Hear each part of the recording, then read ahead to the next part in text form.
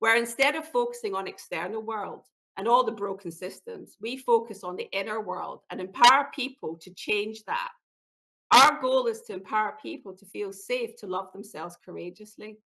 This will probably be big for some people, but I've been on this evolution for the past number of years, and it's one that I firmly believe that we as a society need to go on. It's activism that focuses on healing yourself in order to heal the world.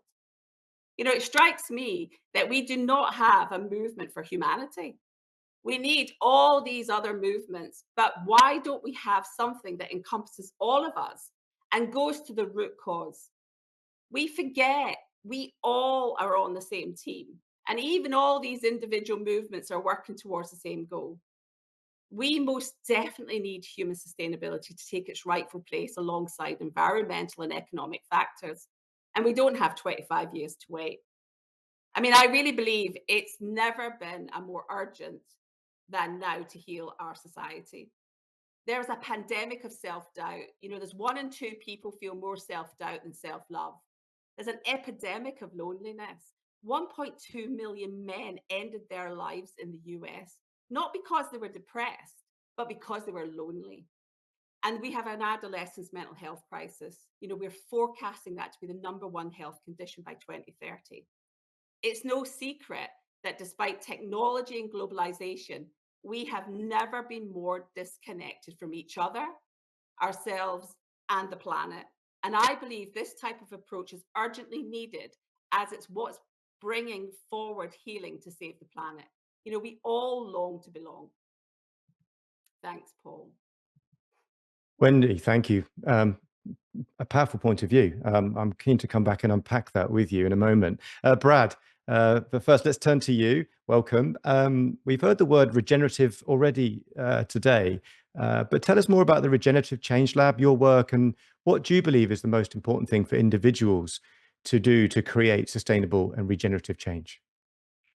Yeah, thanks, Paul. I just want to start first with a land acknowledgement. I'm sitting here in Wabanaki territory, more specifically Penobscot land that we now call Portland, Maine.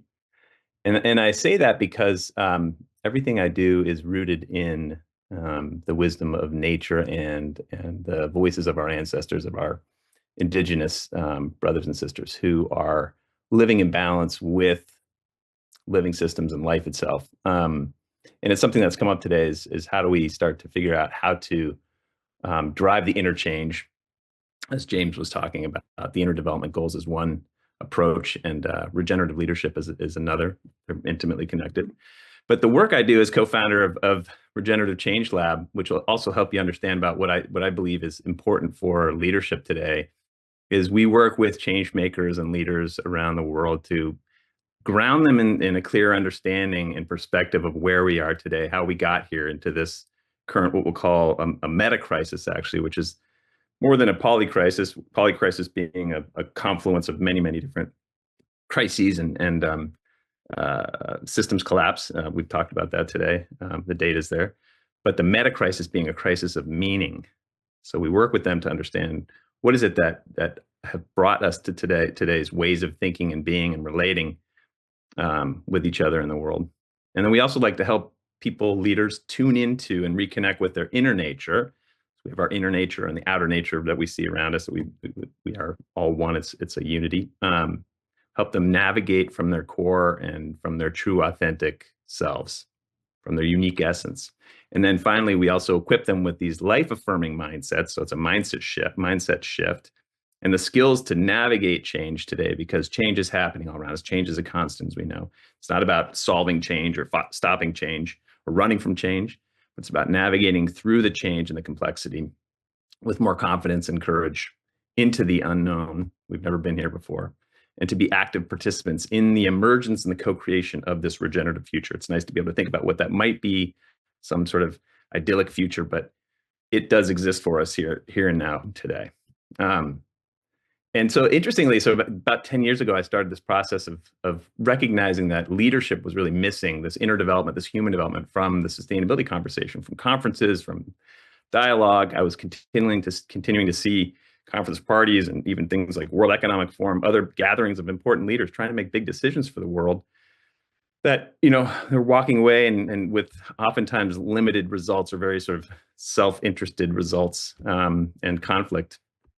Um, and and over the years, I've been developing that and researching it and building communities of practice.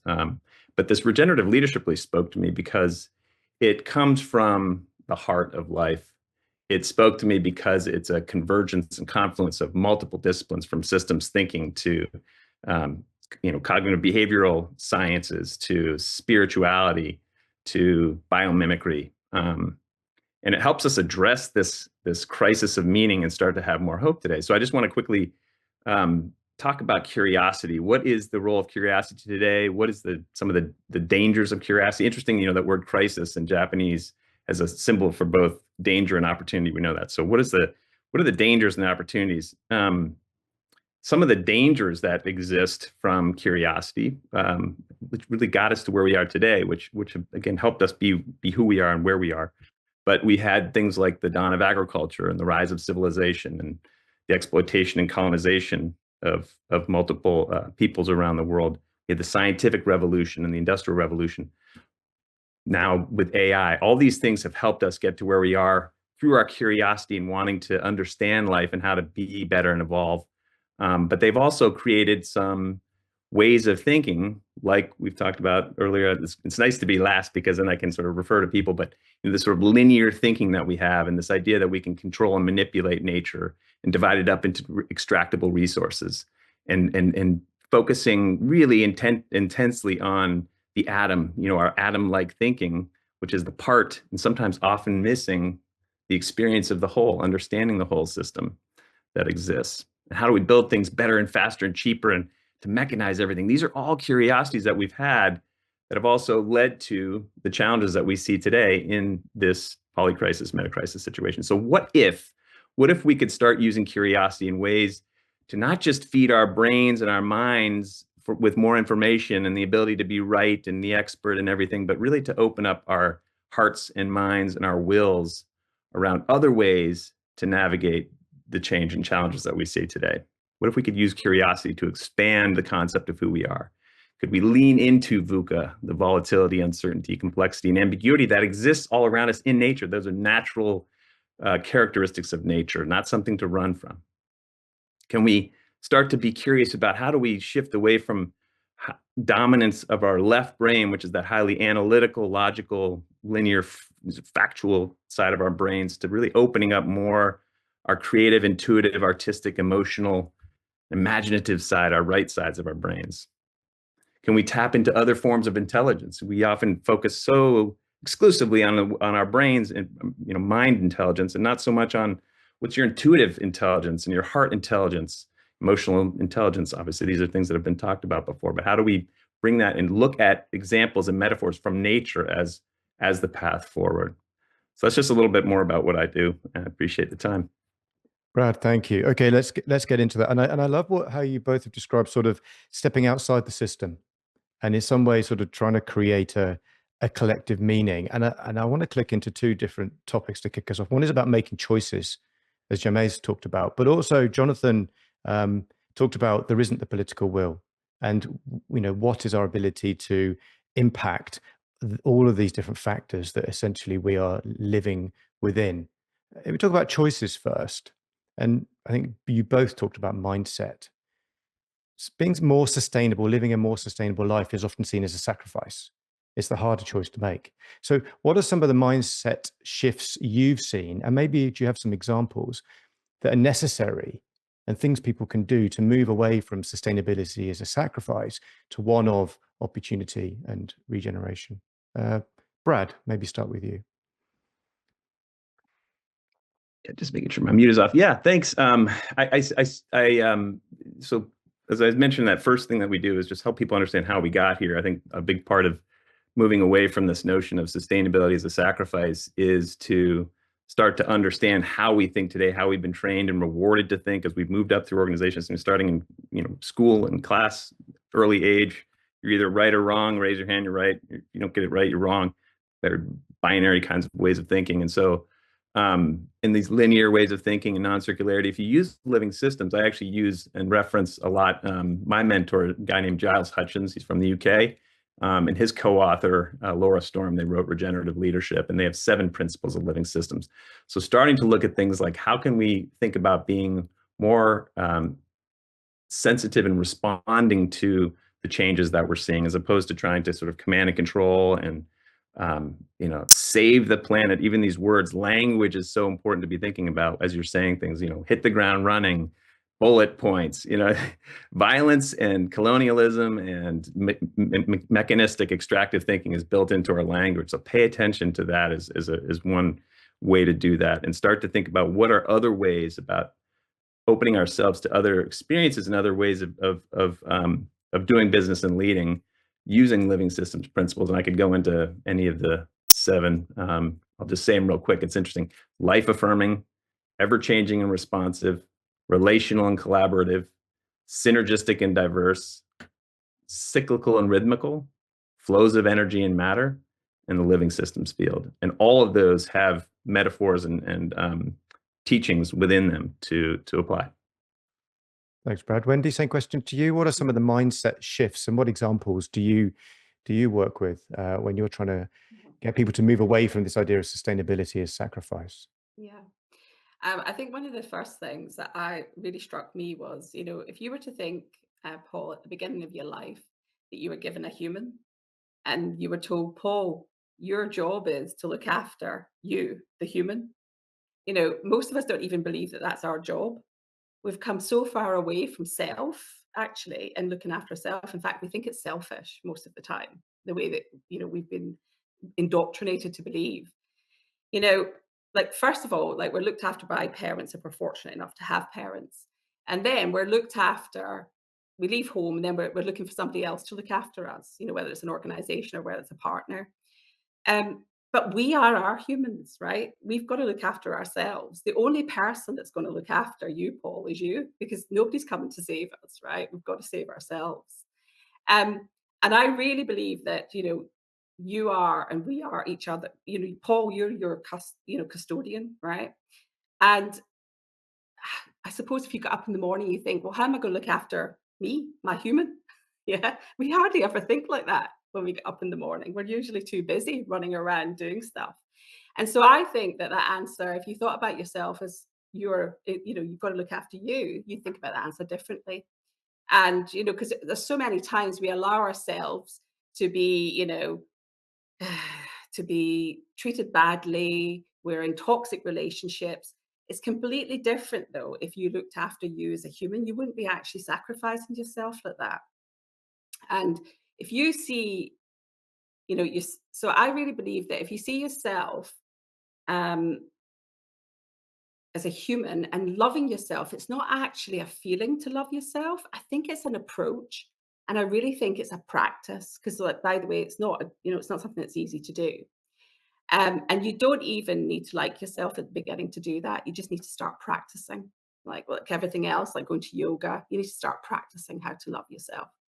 And it's your job to love yourself. And I really believe that, our outward world really reflects our inward world. And until we actually do that as humans, and by the way, I've been doing this for a number of years, coming from the corporate world for 30 odd years. I don't believe that perspectives will change as speedily and as swiftly as we need. Yeah, thanks, Wendy. And I want to sort of stay with you for a moment, because you mentioned earlier in your quite passionate opening about some of the work you've been doing with women and some of the societal changes we've seen there. And I want to ask then both of you, because this has come up in the conversations from the audience here, is where have you seen examples that have led to some kind of public outrage or citizen action that has actually empowered from an individual level right up to creating policy change or a societal change? And I am thinking of some of the changes that we've seen over the past, decades, let's say, in terms of how women are seen in the workplace and interact in society. So maybe, Wendy, you could talk about some of that moving from individual action through to collective action. I mean, I think like a very famous one is when we got the vote as women, right? I mean, I actually did a talk not that long ago at Westminster, and I was in this fantastic room. And turns out that that's where the suffragette movement started. And that was like women who would go to their husbands would be in Parliament, right? And they'd go and they'd pretend to be meeting for the church meeting, but yet they were becoming powerful as individuals and as a community together to enable things to change. And I think that's a very, very prevalent one to see.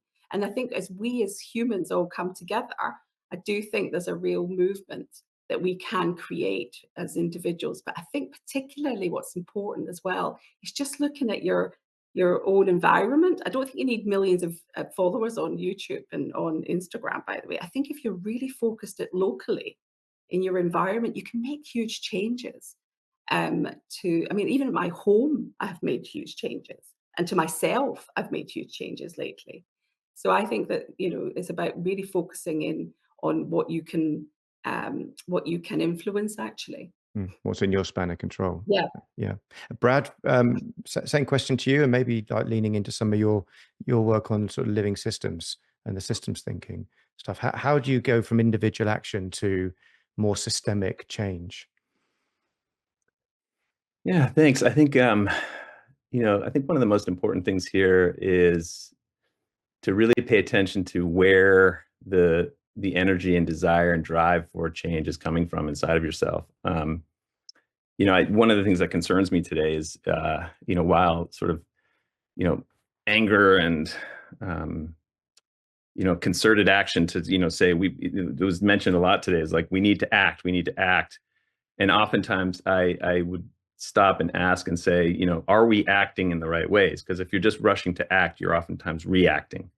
And that's not necessarily going to end up in a healthy, thriving result. So acting, thinking about the question, really, the bigger question, what's the question we're trying to solve? Are we even asking the right questions? And while that does take more time, and I know we many of us feel like we're running out of time, that's also something that is this need to sort of grasp and control and run from. But giving into the flow of this is going to sound a little out there, but giving into the flow of the universe and what are we being called to do right now in this great challenge and time of humanity? And coming from a grounded, centered place is going to answer your question, help us then as individuals come together as a collective. And also not just to come together as a collective in a powerful way, but also to address the opposing forces, the opposing challenging views in ways where we can actually come to some form of agreement, because it allows us to go into it with curiosity, to put ourselves in the shoes of the other people, even if we hate them and despise them and say, you guys, climate deniers and all this stuff, like, what are they trying to say? Where are they coming from? What's their worldview? Understand it, deep listening, compassion. And through that, I mean, all of change has happened in positive ways in our human history have come from, more appropriately, the successful ones have come from those spaces, not from anger and warfare, et cetera. Thanks. One of the questions in the chat is about how we integrate this into our education systems, and I wonder if you've thought about this. And I'm sort of aware of some more recent things, like since the pandemic, more awareness about mental health, for example, and education around that. Currently, certainly in, let's say, the UK, other countries, obesity, how we are become more aware about the foods we eat and so on, seeing it as a problem for us individually, as we're talking about sustainability, not just something out there for somebody else to solve. What's your view on education and what needs to change when we're educating young people, but also people throughout their lives, about sustainability? Wendy, should we start with you? Yeah. I think one of the things that I have come to realize is that young people who are particularly struggling at the minute, certainly in the UK, and I do know it's a global thing, but let's just focus on the UK with adolescents, and I've had a personal experience of that. The evidence and research has shown that they are absolutely thrive when they are supported by amazing adults, right? So therefore, I think it's really important that we are educating even the people who care for these young people how to really get crystal clear about themselves, their own values, and then also to learn, as Brad just said, to trust their instinct again, that inner compass. Build genuine connection. I think that's the thing, being really connected to each other. And I've certainly seen that from my daughter's experience when she's been connected with amazing group of teachers, parents, friends around her. And I think also setting proper boundaries, without feeling guilty. And I think therefore, you're able to bring your whole self to school, work, and beyond. And that then helps others to do the same, and therefore feeling safe. I think one of the fundamental things is to feel safe, because how can people be who they cannot see? And I think it's a really true thing, right? They need to actually be able to see that from others. So I think it's a really important subject, that we do actually start really taking care of ourselves, to therefore take care of our communities, take care of our children, take care of our schools. And I think it's something that we can definitely bring into education systems. Thanks, Wendy. Brad? Oh, thanks. Yeah, I think most kids are, we are all born with this. Again, since we are one with nature, we're born with these capacities that we oftentimes have sort of learn how to ignore and repress, including our sensory capabilities and really knowing what the right thing is to do. Kids know what to do; they know the right things. I mean, depending on the age you're talking about, but I think we need to just figure out how to not try, to indoctrinate kids in the sort of old ways of thinking. Einstein says you can't solve problems using the old ways of thinking that created the challenge to begin with. Let's understand what those are first and foremost. Let's help our adults. I love what you said, Wendy. Let's help our adults and our teachers become the role models that they need to, and sort of do some of the unlearning and getting out of their own way. We use something called positive intelligence as a way to get out of the way of your saboteurs. We all have them, the judge and all these things that are constantly telling us we can't do things when we're small, and that gets in the way of our conversations and how we show up. So how do we help the teachers and the adults in society be adults? How do we help the kids really live into their full innate natural authenticity, and address the real mental health challenges that are out there? Helping them. There's a lot of that needs to be addressed. Thank you. We've got about 30 seconds left in our panel. I'm going to ask each of you just to cast your mind forward and then straight back to the present day. What, in your most optimistic, most hopeful